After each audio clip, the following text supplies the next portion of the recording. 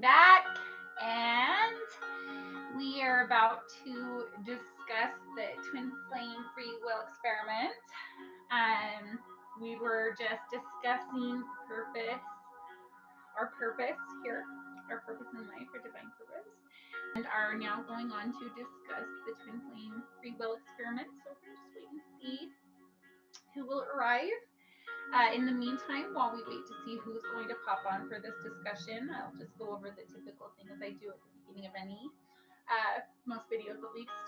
First of all, we have a wide variety of watchers. So for some people, this is going to be brand new information, especially things like the twin flame experiment. So while I do want to offer this information to anyone, just know that some people, this is something that they know a lot about. They spend a lot of time being the twin flame experiment. For some people, even the concept of twin flames is extremely new. So we're going to talk about it. We're going to talk about these things in terms of brand new viewers, brand new people that have never even heard of the term of a twin flame. Okay? Yay! Thank you, honey. Glad to hear that. Or thank you, Jeannie. All right, and I'm not sure who else is watching, so if you guys want to let me know at least with like a hello, so I know who popped in and who didn't. Mostly since Artemis asked about this particular thing, I'm hoping my beautiful Artemis is here today. And Artemis, I'm still really excited to tell you what I discovered about our connection. By the way, I got that. But I can see that there's a couple other viewers, but either way, we're just going to go ahead and start talking about the twin flame experiment. Ahaha! Hello, honey. It's good to see you too. Hi, Lightus. I don't know if Artemis is in here. Will you just say what's up real quick, Artemis, so that I know that you're on here? Because I did agree to do this essentially for you, but I'm going to do it one way or the other, so I'm hoping I get you. All right, T-minus about... Oh, hi, Sherry. I'm happy that you're here. I don't know. Sherry, are you familiar at all with the concept of twin flames? I'm going to know for sure whether we have anyone on here that this is new information for.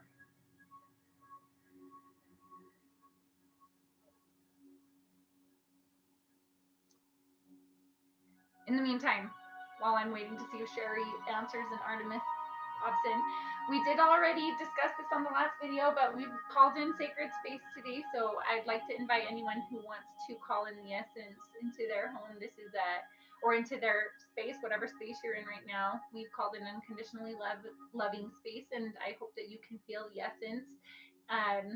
We called it in with Archangel Michael today, but however you call on Sacred Space is great. Just understand that wherever you have your avatar, wherever you have this beautiful Pleroma supercomputer, your physical body, yours, wherever you have that, you have your temple, you have everything that you need for sacred space and for purposes of creating a learning space for yourself, not just for purposes of ritual and things like that, but for meditation, for just going inward and learning. So all you need is yourself. It's awesome. Hello, Miss Artemis. It's awesome if you have some additional things that help to make you feel like your space is more sacred. Just know none of it's important. You are important. If you have other things that feel like they create extra space or extra sacred space, the reason why is because when you create is because of gravity. It's anytime that you add extra things that add light or love to the equation, it's like creating gravity. You're adding gravity. So yeah, there's a little bit of added benefit to having things that you feel like are special or are special to you. But ultimately, it's nowhere near as important as your own light, your inner light. So, got it. Perfect. So we're just going to go ahead. Yes, you're familiar with the term, Sherry. I'm going to go ahead and explain twin flames in basics, but as though anyone who's hearing this has never even heard the concept of a twin flame. And I know everyone has heard the concept of at least free will, or most people, I would think. So we'll talk about both of those things separately. But first, the idea of a twin flame.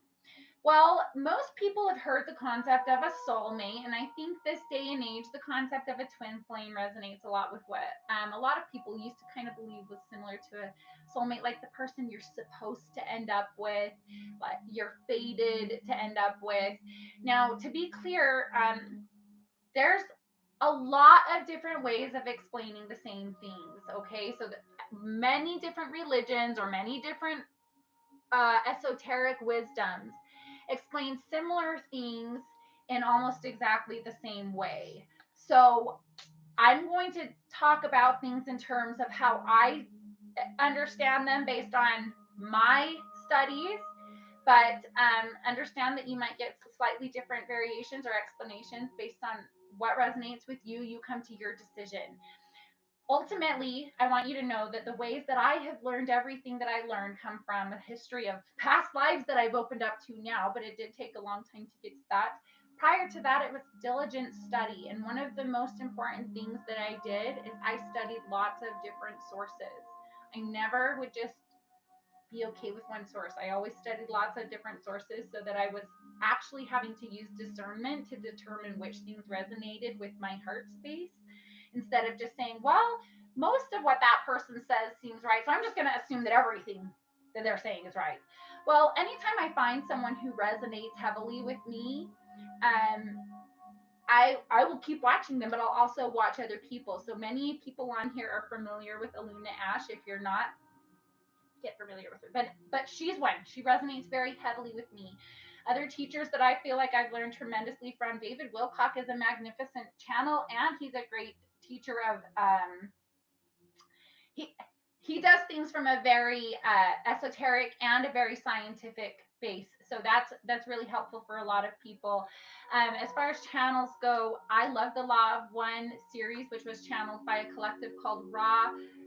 Esther Hicks is an active channel who's very, very popular. She channels a group called Abraham. Pamela Erlin is a very effective teacher that these are all people I was able to find online. So I was able to find and determine information and start to develop information from a wide variety of sources. So while I do want to keep inviting you to accept information from me, I also always want to encourage you, no matter how much my messages might resonate with you. Well, that's not true. If something just completely resonates with you, that's truth. That's your truth. It wouldn't resonate with you if it wasn't that true. But I do also want to always encourage you, no matter how much one teacher's information resonates with you, to always make sure you're shaking it up a little bit by having a few different teachers so that you always remember that ultimately you're your teacher. You're the one that's determining what registers for you as a memory, what makes your heart sing, because your heart is remembering it as truth. Okay, so please always just make sure that you honor your own inner teacher enough to not ever find one other teacher outside of yourself that gives you all of the answers. Try to incorporate a lot of different ones. So, and that will come in, I guess, to the free will aspect of this. But so, in terms of twin flames and soulmates, I'm going to offer you what my idea of a soulmate is. Okay, a soulmate to me is more like,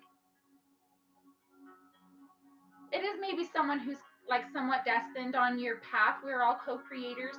I feel like I've had a lot of soulmates in this life that are not necessarily a twin flame. My grandfather was definitely one of my soulmates. He was absolutely integral on my spiritual growth process. My son is absolutely one of my soulmates. My best friend in the world, Jamie, you all know that we're going through kind of what seems maybe shocking to you guys, but to us, it's not as shocking. It's very comforting that we're taking things in a direction that's honoring our true unconditional love for each other. He's one of my soulmates on this planet, and whether or not he's my twin flame, we don't care anymore. Ultimately, we know that we are an integral part of each other's story, and so he's one of my soulmates no matter when. I'd say really anyone that's part of your soul family, anyone that resonates from your soul, your like origin tones, they're going to be in some way, shape, or form kind of like a soulmate, or at least a soul connection. But even those who challenged you the most in this life, or at least by my definition of what a soulmate is, some of the people who have been the most integral on my growth process have been people that would have been like bad guy in my story. And I don't classify anyone as bad guy or a good guy, no one. But um there are people who I can understand that if we had absolute unconditional love for each other, but we knew what we were going to be doing in this life. So I would imagine, for example, that for like the sexual trauma that happened to me when I was a kid.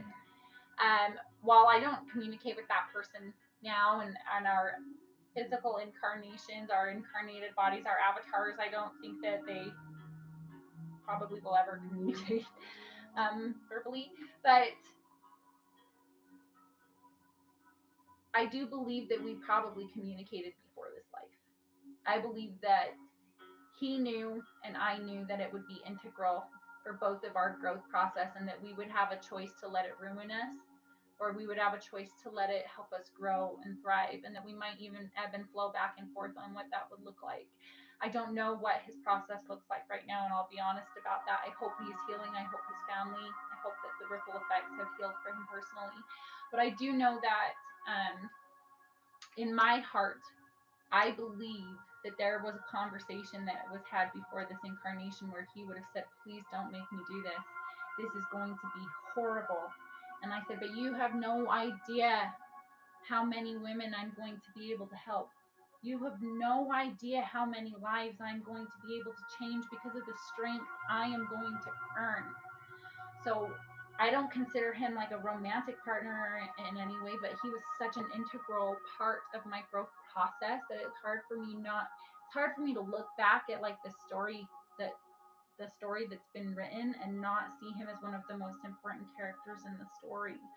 So for me, he's like kind of one of the soulmates, even if that might not make sense or resonate with other people. He was such an important part of my story that it wouldn't be the same story otherwise. So that to me is a soulmate. It can look like a quote unquote positive or a quote unquote negative relationship depending on how your perspective leads you to classify things. Ultimately, the relationships that foster the most growth, that push us towards the most growth, those are like soulmate relationships. A twin flame relationship is different. A twin flame relationship would be, for those who are not familiar with higher self, the higher self is the concept that time is relative. Okay, we know that on planet Earth, we believe with our third dimensional understanding that time is linear, and time goes this many minutes and this many hours, and it goes this many it takes this many hours for a day, and this many hours to, or this many days for a week, and this many days to go around the sun, and all of that, and everything's linear and chopped up. But we also know that as we get closer to a black hole, the time stretches, and that as we get farther from a black hole, the time shrinks. And so time is relative. And so we know that this is proven by the laws of physics, by the way. This is not esoteric. Well, I mean, it's definitely esoteric wisdom. It's been proven now. But this is also something that you can verify. This is also something that you can verify scientifically through the laws of physics, that time is relative. Okay, so we do know that outside of the third dimension, we're not restricted by the same timelines. And so somewhere along the time of relativity, there is a version of yourself that is the most evolved version of yourself that there can be. somewhere along the line of relativity that has to exist. So the concept of a higher self is, if you follow that timeline through the laws of relativity to your highest form, that's the version of yourself that is the most evolved, the most loving, the closest to being back to that source light at the center of our galaxy that is just the highest luminescent, pure white light. Okay? So your higher self is your most evolved self. And we know that we've got kind of like fractal breakdown from there, because we know if we've got a highest version of ourselves and we've got where we are today, we know that there's also a spectrum between here and there. Okay, so the way that a twin flame works, the third dimension, which I explained pretty, I think hopefully pretty well in the last video on what our purpose is here. In the fourth dimension, we don't stay in for long, either in our heart space, nor does planet Gaia. That's more like a bridge. It's the rainbow bridge. Astrally speaking, the fourth dimension is, cosmically speaking, the fourth dimension is our astral body. It's where we do our astral travel or any kind of astral experiences, but it's also kind of the rainbow bridge that bridges the gap between the third dimension and the fifth dimension.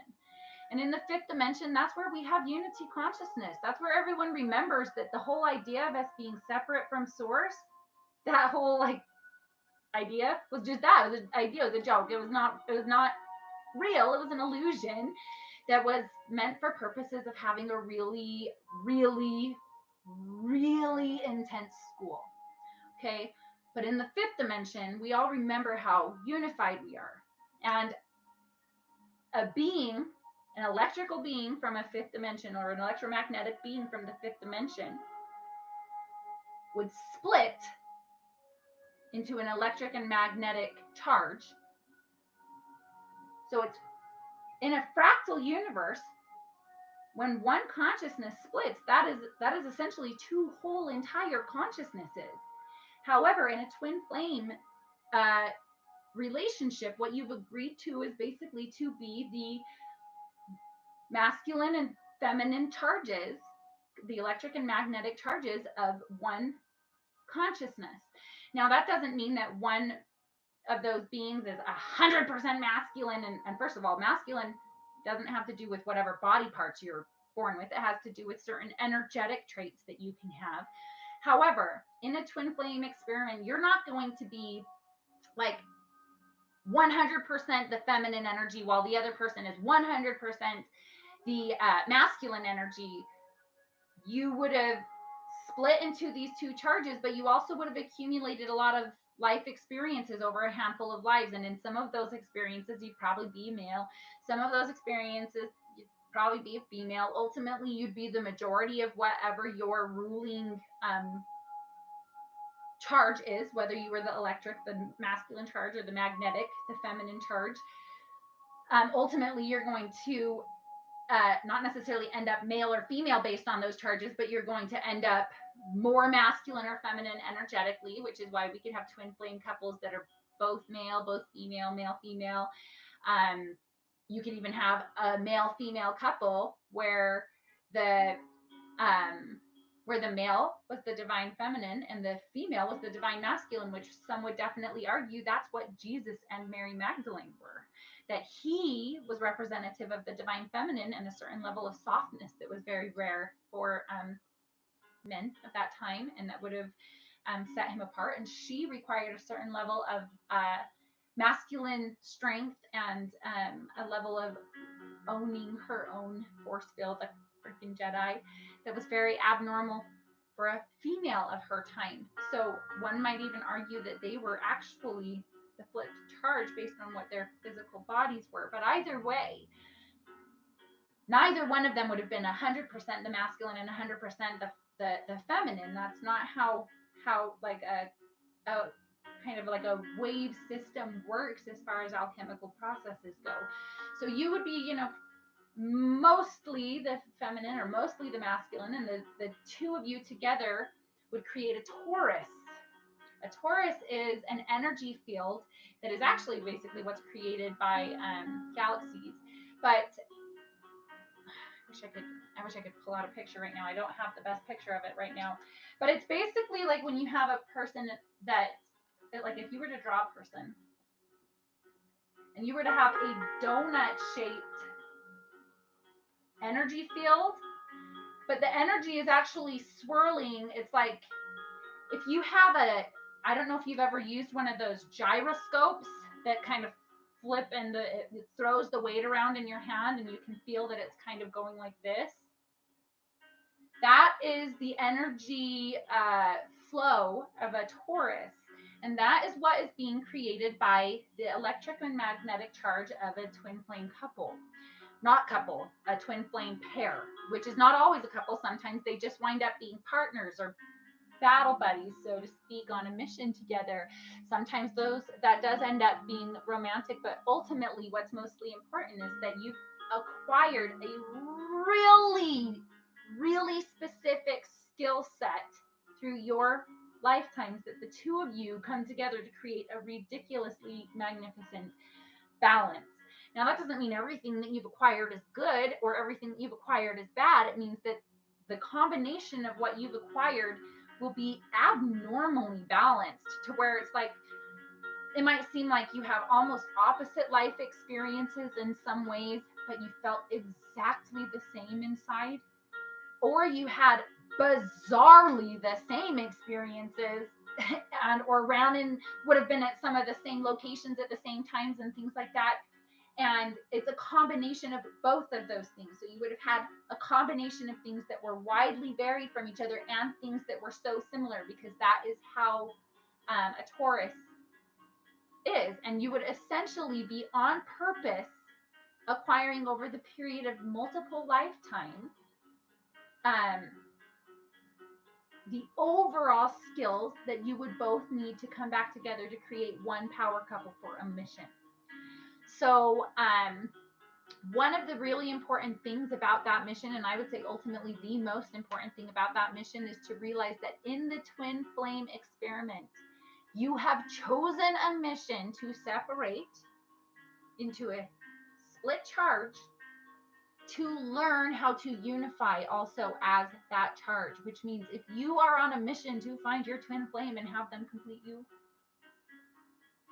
the universe is going to teach you to learn a different way before that can happen. It won't say, no, you can't ever have your twin flame, but the universe has a way of flowing and continuing to teach you the lesson a new way until you learn it how it intends. And it is important that you learn to unify within. Sovereignty is deeply important. Every single being on planet Earth, in order to ascend into the fifth dimension and beyond, in order for purposes of ascension, especially with taking these beautiful physical bodies with us, there's a level of sovereignty that you must achieve. Whether you're a twin flame or not, not everyone on planet Earth is part of the twin flame collective, or maybe they are, yes, that's subjective. But either way, whether you're a twin flame or not, you must unify within. You must be able to balance all of your divine masculine and divine feminine. Well, I shouldn't say divine masculine and divine feminine. It's not divine until it's balanced.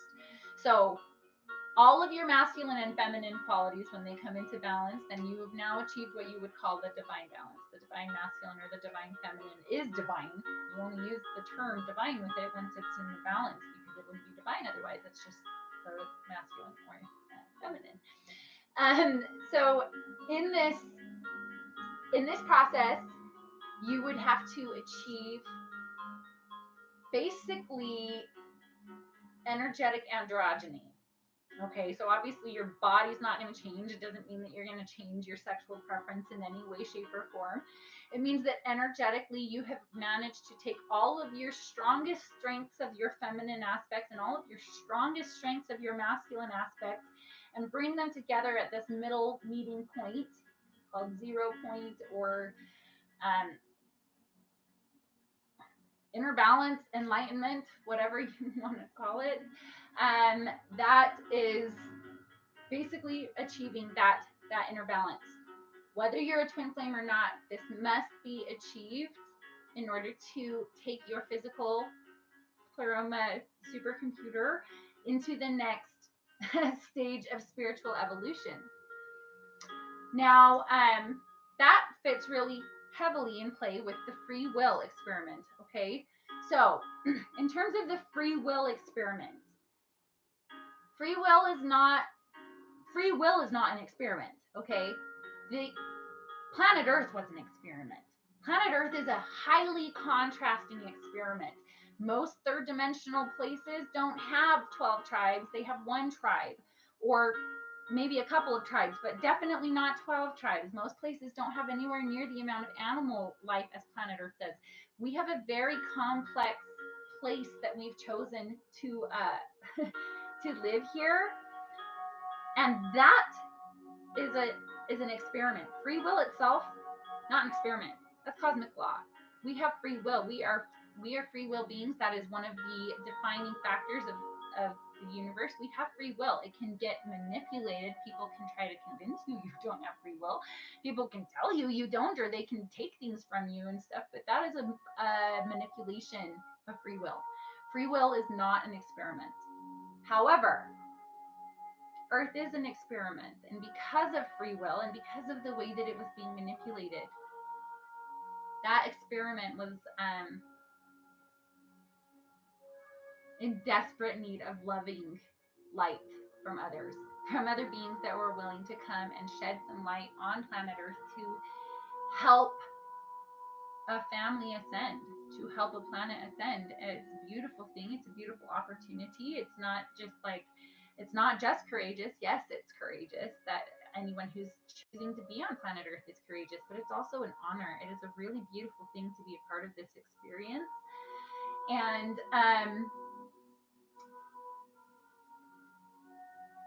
cosmic beings take it really seriously when free will is being manipulated, especially when it's being manipulated on a planetary level. That is such a serious violation of cosmic law that it will draw millions of souls, millions of consciousnesses, if not more, to probably far more now that I think about it, to right that which has been wronged. So don't mess with free will. Free will is such an important thing that you will get legions of angels showing up to help restore the balance if it's manipulated. But like I said, free will is a requirement of the universe. And so is sovereignty for becoming a god. So becoming free will, that's like, I don't know, kind of doesn't seem like super thinking a lot about others, I guess. And sovereignty, that's all about myself. But we're talking about unity consciousness. How am I supposed to be sovereign and achieve unity consciousness? Well, that's a paradox. Well, isn't the third dimension a paradox? It all started with an apple you're not supposed to freaking eat. This is a cosmic paradox. Living on planet Earth is a paradox, okay? The paradox is you have a sacred, beautiful divine calling to realize how magnificent you are as a whole, complete being. Whether you are a twin flame or not, whether you are a twin flame, which you would feel all of these magnetic activations, and we can discuss those in a second, but whether you are or not, you are supposed to, or not supposed to, it really is basically a supposed to. It's a cosmic requirement for you to become sovereign before you can really successfully achieve unity consciousness, because the paradox is essentially, I am one God who is capable of accomplishing incredible things all by myself. I can do anything that Christ or the Buddha, Jesus, Any one thing that they can do, because I can achieve the same level of vibration, the same Christ consciousness level of high vibration. However,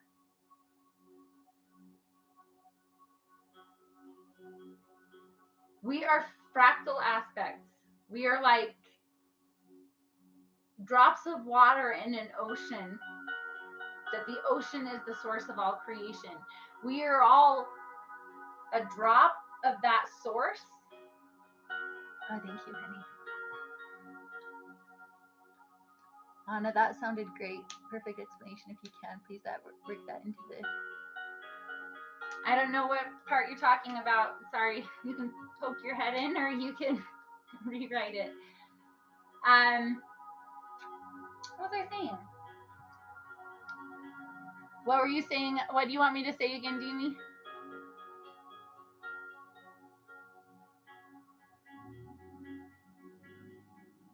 Oh, yes. So we definitely must become sovereign. Yes, thank you for picking me up where I left off.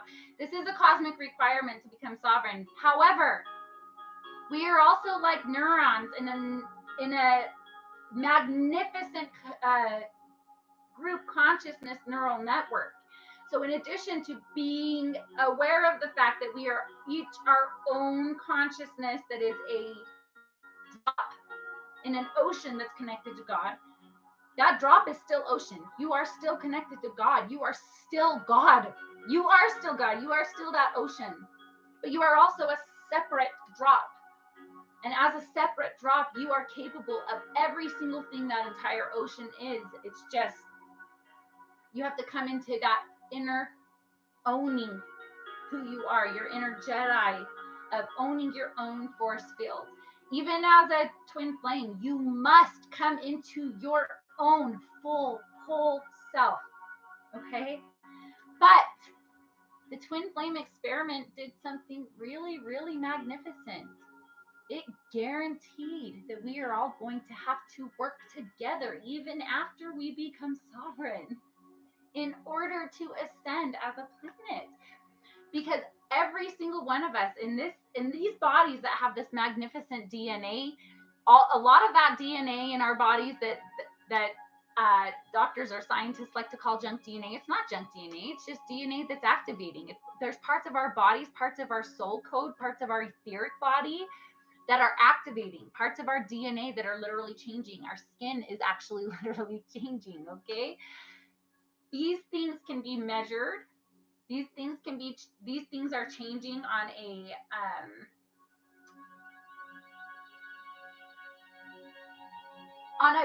planetary level. You can measure the energy outside. You can measure that the level of the plasma that is outside is thicker than it was 3 months ago. It's thicker than it was yesterday because there's so much light penetrating planet Earth right now. And light is not just this. Light is kind of fluid. Light is more like when you get oil and water mixed together, and it's this viscous thing, kind of like plasma. Light is like plasma, and as it's penetrating planet Earth, that plasma is becoming thicker and thicker and thicker, and we can see the changes outside. You can't really look outside and not see a lot of the changes of the light that's happening. But as that light is coming and it's penetrating our bodies, we are having activations. Those activations happen much more quickly when you actually awaken, and inside your mind, you're aware that we're awakening, and you speed up that process by feeding light to the light. So you're activating your process much more quickly. You're going to learn these processes and these esoteric principles much, much, much more quickly than some of your predecessors. It's not because you're smarter than them, it's because group consciousness and light work that way. We've all been learning these things for many lifetimes. Most of these things we're remembering. We're not learning for the first time anyway. It's once the light comes in and penetrates certain areas of our DNA and certain areas of our memories, certain memory or areas of our etheric code, activations start to happen. They're like downloads. And when those happen,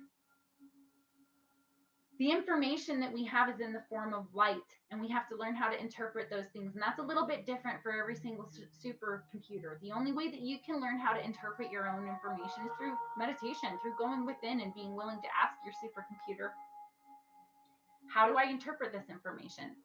But Um, as far as the twin flame activations, I keep losing my train of thought. So as far as the twin flame activations go, you and your twin flame are going to activate each other in really profound ways. So you would be likely, the very first time you even are in each other's physical presence, to just feel a really profound energetic experience that might seem hard to understand or hard to explain.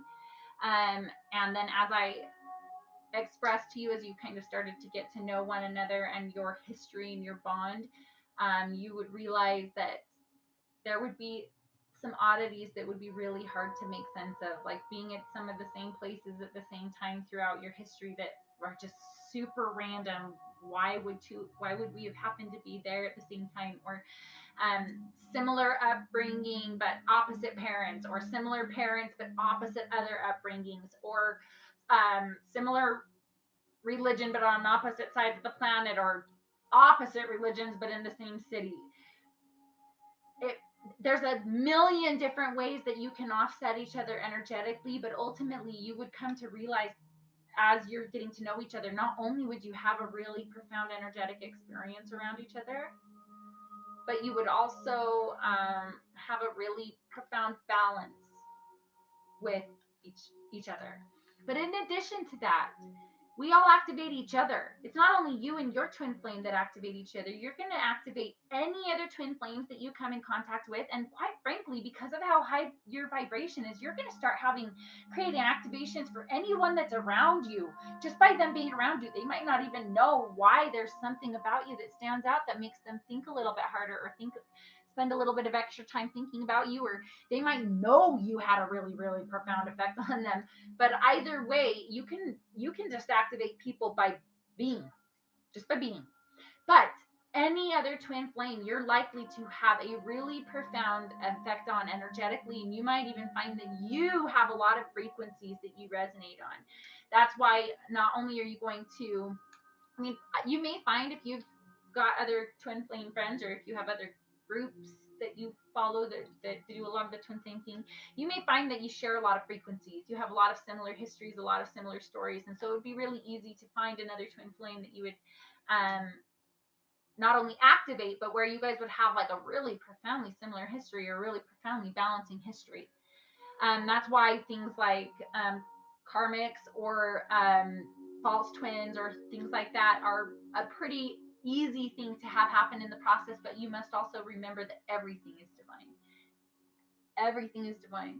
Everything that is in your process, you planned in your process. So even if you thought you had a twin, or even if you thought that things went one way and then you realized over time that it didn't work the way that you thought that it did, you still planned to misinterpret it the way that you did to begin with, so that you would receive and let that information penetrate and assimilate that way before you would receive the new information. So just understand, all of it was part of your game plan.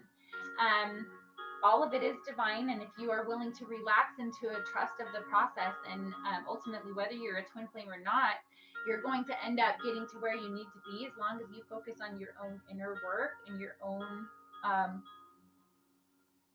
own growth.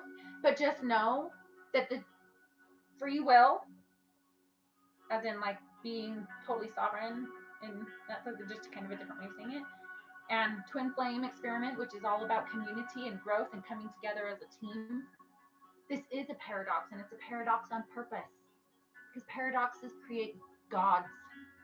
Gods are created in cosmic rock tumblers, but it is very worth it when all is said and done. So just understand, you chose a hard path. You chose a cosmic rock tumbler. And just by choosing to be born on planet Earth in 2018, you chose a freaking amazingly brave mission in life just to be here. If you are a twin flame, if that's if you're not, there's nothing. It's not like there's anything better or worse or whatever. If that resonates with you, that is probably part of your path. If that's not something that really resonates for you, that's totally cool. It's either just not your truth, or it just doesn't resonate on your path. Understand that for some people, this is going to resonate really heavily, and if this is something that resonates heavily with you, I we can either discuss it more, or I'd heavily request that you just research it like crazy, because it is so fun to dive into stuff. But just know, no matter what you see, make sure that you check lots of sources. Always feel free to ask me questions if you'd like any clarification or anything that you feel like I might be able to give you insight on. But I don't care what you read about twin flames. You must honor yourself before anything else. You must honor yourself as a whole, sovereign, amazingly complete, spiritual, alchemizing body, consciousness that is a drop of water in the God ocean, but you are still God as that drop. We're just one amazingly powerful sovereign drop that is also part of a profoundly powerful collective. It is a paradox. It's a paradox on purpose, because paradoxes create God, and that is what we are. So, unless anyone else has additional questions, that's the insight that I have for right now on the twin flame free will experiment. We can always go into more clear explanation of specific things on another video. I'm happy to go into just more in-depth detail on whatever anybody else wants. You can go ahead and finish up now unless anybody else has further questions, and feel free to reach out to me through Facebook if you have other questions. Love you lots. Anaya Sophia. Oh, and I'm always a little bad at this part. If you're in a position where you can donate, it would be really, really wonderful. I'll throw a PayPal on there. If not, spread the light, be a crystal. When I grow up, all I want to do is be a crystal that lights up this world. So be the diamond, be the quartz crystal, be whatever kind of crystal resonates with you to help make the world a better place. But be the light and shine it with all your heart. And I hope that you make a conscious decision to help make the world a lighter place. Best of luck on your journey.